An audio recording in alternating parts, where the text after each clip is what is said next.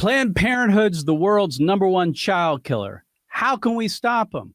Stay tuned to the Mark Harrington Show to find out.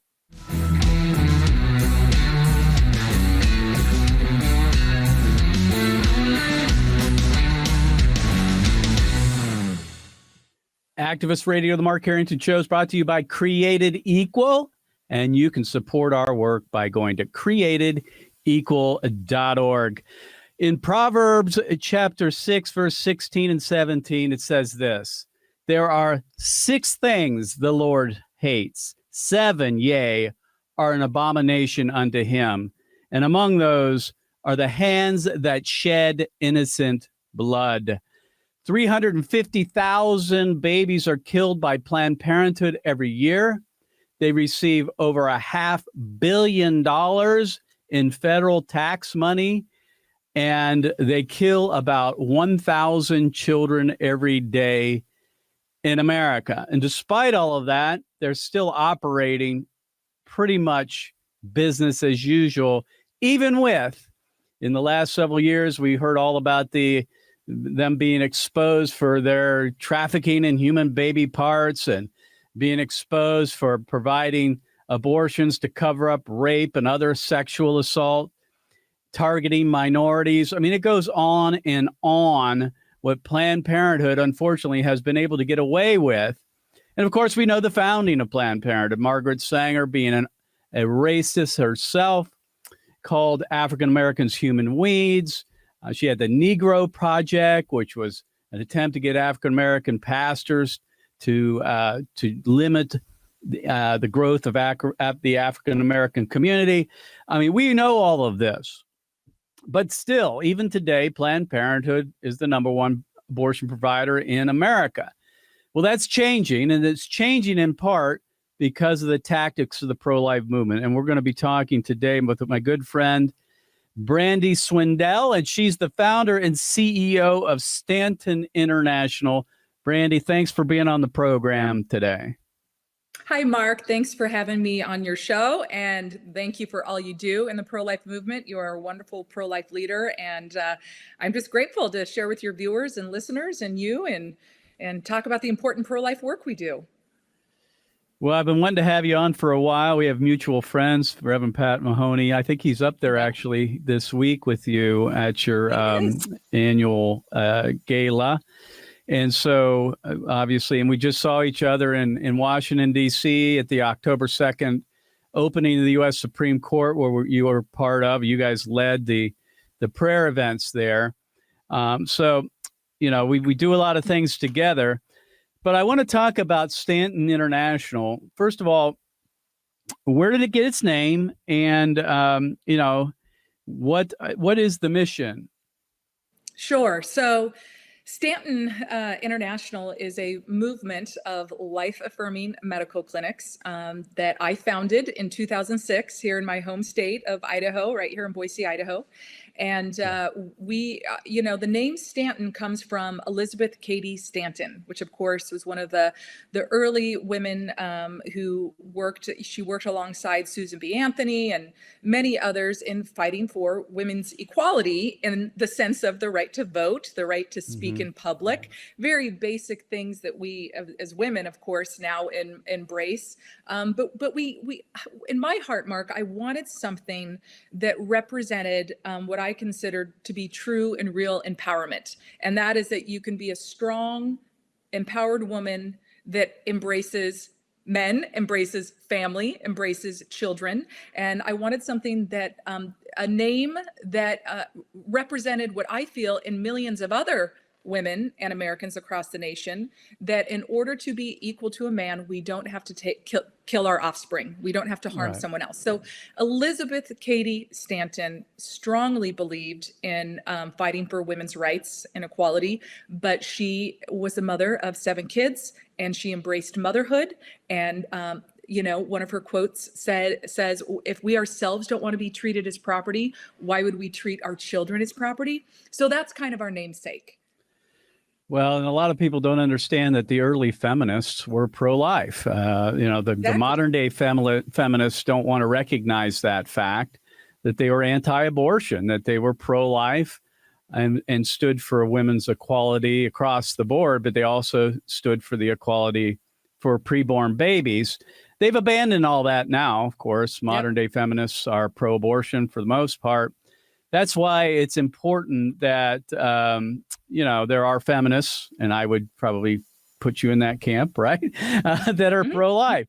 So, I mean, that, in the that real term, sense of the word.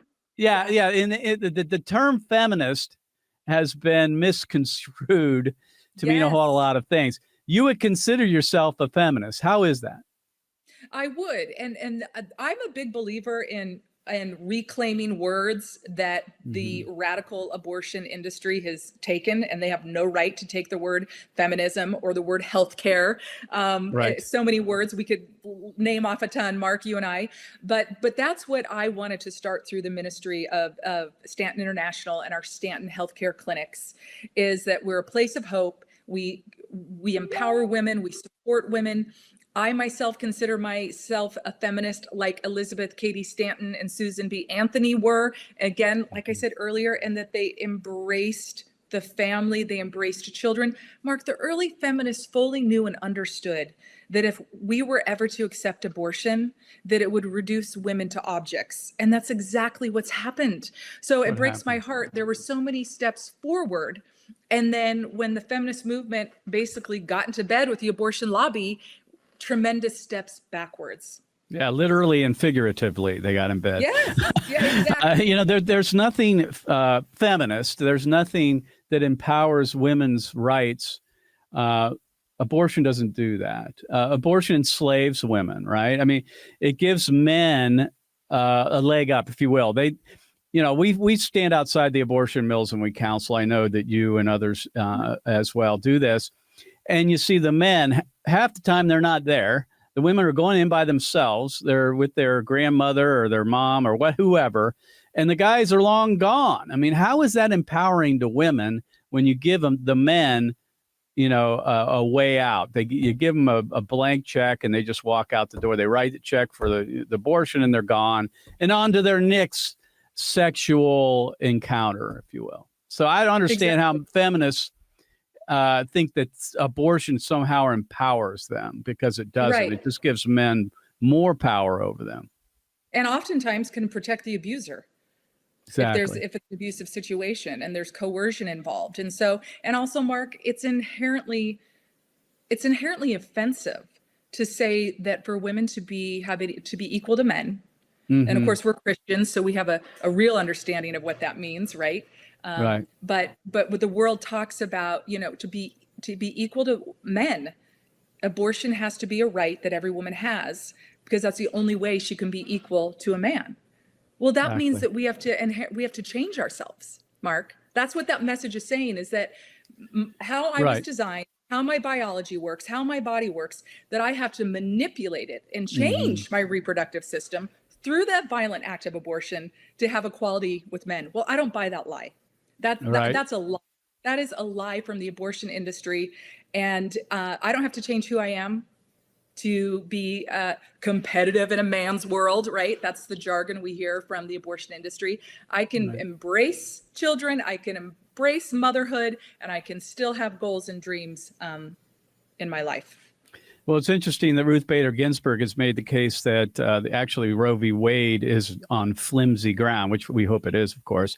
But she believes that it should be founded in the Equal Protection Clause, because abortion allows women to compete equally in the marketplace. That's her argument. As we know, ever since Roe v. Wade was passed down and we now have 50 million abortions, that has nothing to do with it. The fact that women do participate, compete with men in the marketplace, in society, and in our economy, and they can have children too. We've actually found this out, that women are strong enough to do this. They can actually do both. Right. Well, and that's the thing that I always find offensive too. And we get to see firsthand in our clinics, Mark, that our Stanton clinics that we set up right next door to abortion mills and into Planned Parenthoods. But we get to see the women who walk through our doors, who are brave, who are strong, who are beautiful, who can have their child and finish college or finish high school or go on to, whatever job it is that they want. And it's actually can be an opportunity for growth for them to really start to take life seriously and make wise choices. And so we see that every day. But I say this oftentimes with the abortion industry, and you hit on it. On the women's rights movement says women are strong and empowered, but then all of a sudden, if they're pregnant, they're victims. The only thing that will solve it is abortion. They're helpless. They can't figure out where to get birth control. They can't figure out where to get abortion. So we have to cover it with tax dollars, and insurance companies have to cover it, and we have to give it out for free. It's like, are women strong or are they helpless? Planned Parenthood. You can't have it both ways. Right. That's a betrayal of the early feminists, that women were strong. Now we teach the culture that women are weak when it comes to pregnancy, and they can't do both. And that's unfortunate. Let's move on to, let's talk about your health facilities, your health clinics. One thing I appreciate about your vision is that, the old saying is location, location, location. Long ago and far away, I used to be in the restaurant business, believe it or not. And I was a manager of a Wendy's. And when there was a Wendy's, there was a McDonald's, and there was a Burger King right next to each other. There was a reason for that, because they realized that people looking for a hamburger are going to go to one of those three places, and you want to be there to compete. And so it's really more of a recent thing that the PR, the Pregnancy Resource Movement, if you will, center movement, has decided, we ought to be next to these abortion centers. In the past, they were like, oh, we don't want to be confrontational. I'm like, hold on a minute. You're in the wrong business if you want to deal with abortion. It happens to be controversial and confrontational. I appreciate your efforts there, because you've always made that a priority, locating your health centers right next to Planned Parenthood or other abortion centers. Tell us about that, because I think that really is a revolutionary concept. Yeah, well, thanks, Mark, for touching on the fact. I've always said this. I grew up in a family of entrepreneurs and business owners, my dad, my grandfather, my aunts. And so I've kind of implemented some of that business thinking. And that's exactly what I thought. You go to where the women are, and you go to where the competition is. And this isn't anything radical. This is what everybody does. And so you hit the nail on the head. We don't need to be afraid of being controversial or feel that we're in a place where we shouldn't be. And in fact, these abortion mills shouldn't even be in our communities. You know what I mean? And so they're the trespassers. But, our strategy, as you know, Planned Parenthood has a strategy of, they don't want the sidewalk counselors out there. They don't want the pro-life communities out there. They don't want women getting other options and support. A lot of areas, as you well know, Planned Parenthoods and abortion clinics are setting up in developments where there's not public access on the sidewalks if it's a private development or a private drive. And so we started seeing that happen in Boise at our Planned Parenthood here in Boise when they moved to a new location. And so they were able to prevent us from getting into that development because it wasn't a public sidewalk. So we just went ahead and bought a building so that in that development. Right next door. Right next door. And when I say right next door, Mark, the property line is 5 feet. That's how close we are. So that was our very first clinic in Boise next to the Planned Parenthood. It's still there. We bought a building right across the parking lot from the Planned Parenthood in Meridian. So we're right across the street. Now, and that's where 75% of all abortions in the state of Idaho happen. And so we have walk-ins every day of women that are on their way to Planned Parenthood, see our signs that say, free support, ultrasound exams at no charge, walk-ins welcome. We have a huge sign that says walk-ins welcome. And we also do we have a very high standard of medical excellence at our clinics, Mark. So we have doctors, volunteer nurses, volunteer sonographers. We can do the abortion pill reversal procedure now. We have 3 babies saved so far from that. From women that started the procedure at Planned Parenthood, regretted it, and came over to Stanton Healthcare. So the location is critical. It is very strategic. And we've expanded our efforts. I mean, we're opening a Stanton Healthcare in Detroit, right on 8 Mile, and it's surrounded by a bunch of abortion clinics. It's right in a key area. We have North Ireland, our friend Bernie Smith with Precious Life. She started a Stanton clinic in North Ireland, and she's, in close proximity to a Mary Stopes, which is, Europe's version of a Planned Parenthood. Right. So the location's key for sure. My guest is Brandi Swindell. She's founder and CEO of Stanton International, and you can find out more by going to their website at stantoninternational.org.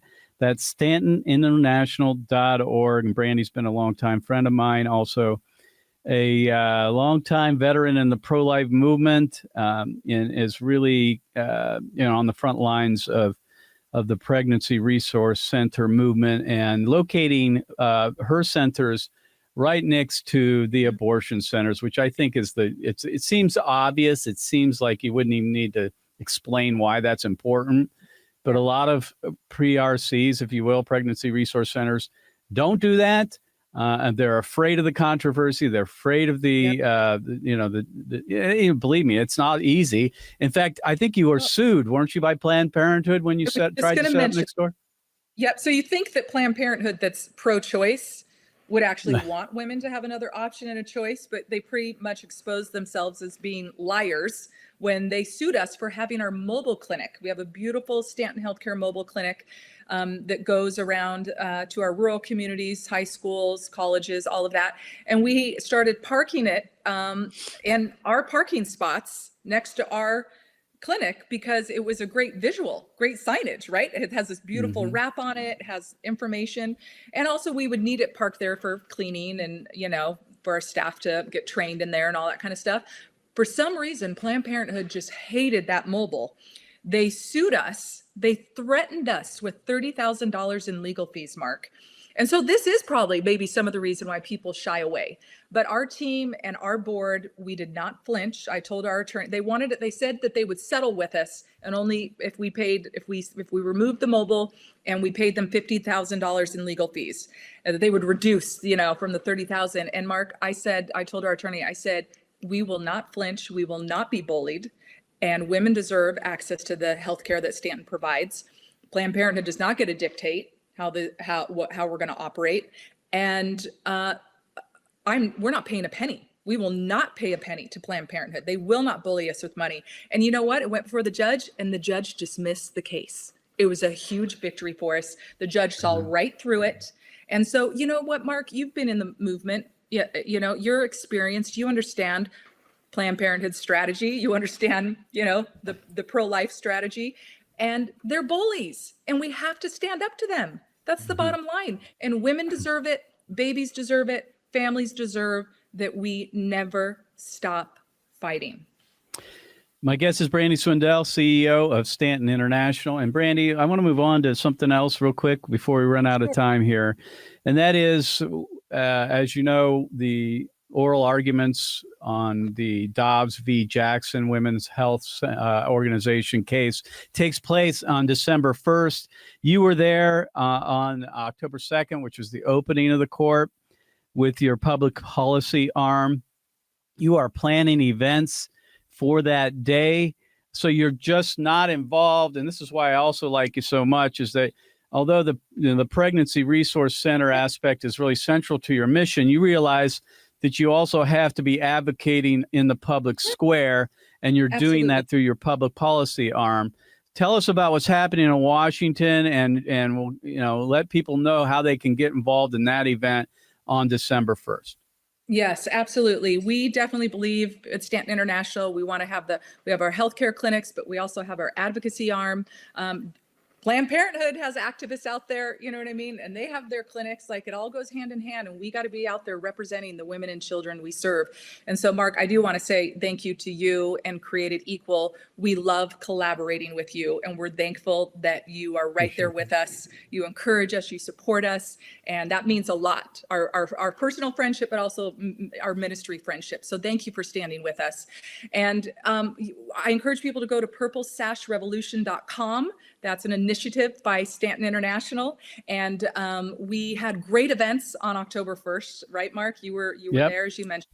And the oral arguments for the Dobbs, Mississippi case, which is the most important case the court's going to hear since the Roe v. Wade decision in 1973, specifically on abortion. I mean, this is so significant. So we are doing a candlelight vigil November 30th, on the eve of the oral arguments that will be heard on December 1st by the court. So we are encouraging folks to join us. It's going to be at 7 p.m. in Washington, D.C. at the Supreme Court. I encourage your viewers to join us. Hopefully, Mark, we'll see you out there. But we're going to be there. We got to pray. We got to pray. This is a spiritual battle, and we have to be out there and be present. We got to be praying, and we've got to be a voice. So, folks, if you want to find out more, go to purple-revolution.com for more information on the events that will be on and around the oral arguments in the Dobbs v. Jackson case at the U.S. Supreme Court. The biggest case before the court in probably at least 30 years, since Planned Parenthood versus Casey, possibly as big as Roe v. Wade. We weren't there back in 1973. We need to be there this time around. If you can make it to Washington, D.C., sign up on purple-revolution.com or go to the Facebook page, Purple-Revolution, and you can sign up for that prayer vigil. Be there with us. We'll be there as well. We're working with others, and I'm going to be talking about this more on the program. My good friends at Pro-Life Action League and Citizens for a Pro-Life Society, we're actually going to be there as well. There are going to be a lot of pro-life people there, but the pro-abortion folks are going to be they're going to be there as well. So we definitely have to turn out the numbers there on December 1st and the night before for the prayer vigil. So once again, I've been talking to Brandi Swindell, CEO of Stanton International. You can find out more by going to stantoninternational.org. Brandi, thanks for being on the program. Yeah, thank you, Mark. I appreciate it.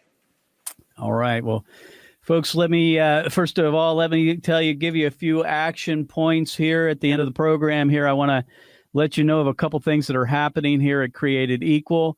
As I've said before, we are going to Washington, D.C. on December 1st with our abortion victim photography displays. We will be setting up our Jumbotron the day before. I will be letting people know more about that as we get closer. We'll also be a part of a coalition of people at the D.C. Planned Parenthood that's on Capitol Hill the day before. That's November 3rd.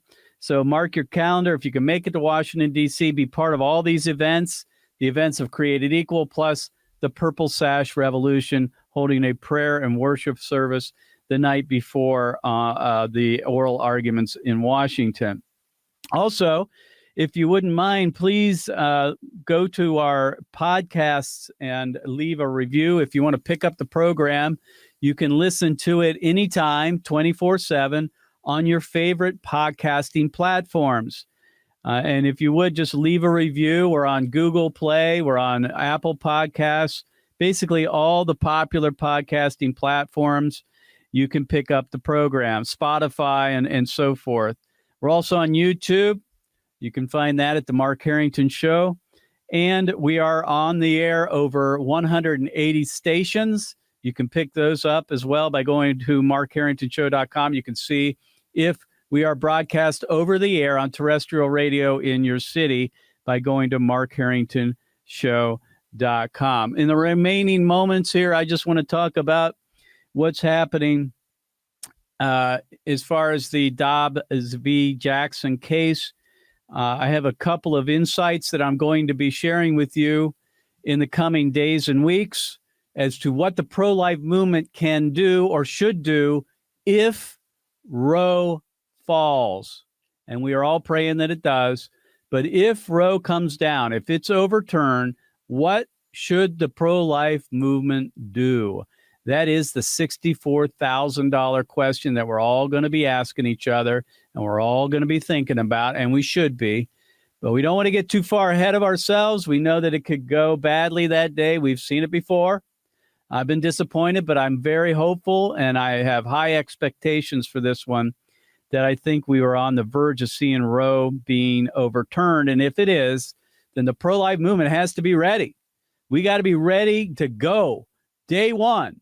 If that decision is handed down in our favor, we need to be ready to move. And I'm going to be talking about that in future programs because I don't think there's a whole lot being discussed right now about how the pro-life movement is going to be ready to activate when or if that decision is handed down.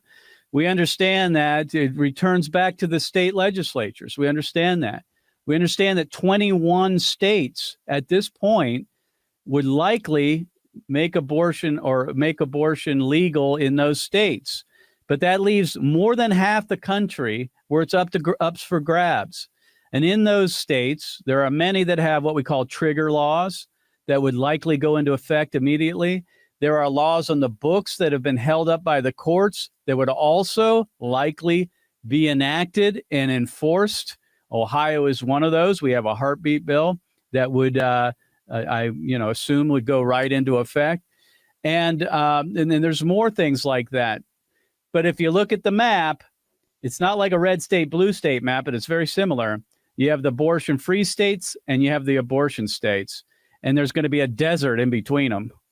And we need to know where to go, when to go, to put our resources to play, to push bans on abortion across the finish line in these states where we may have a trigger law or we may have an abortion ban that is being held up by the courts, or where there's maybe no legislation at the moment. And so it's going to be a case-by-case, state-by-state strategy. And we at Created Equal are preparing for that when and if Roe v. Wade is overturned. So if you would, stay tuned to the Mark Harrington Show. You can pick it up on the podcast. We'll be talking about that in the future. So thanks for being with us. We'll see you next time. God bless you. God bless America. And remember, America, to bless God. You've been listening to Mark Harrington, your radio activist. For more information on how to make a difference for the cause of life, liberty, and justice, go to createdequal.org. To follow Mark, go to markharringtonshow.com. Be sure to tune in next time for your marching orders in the culture war.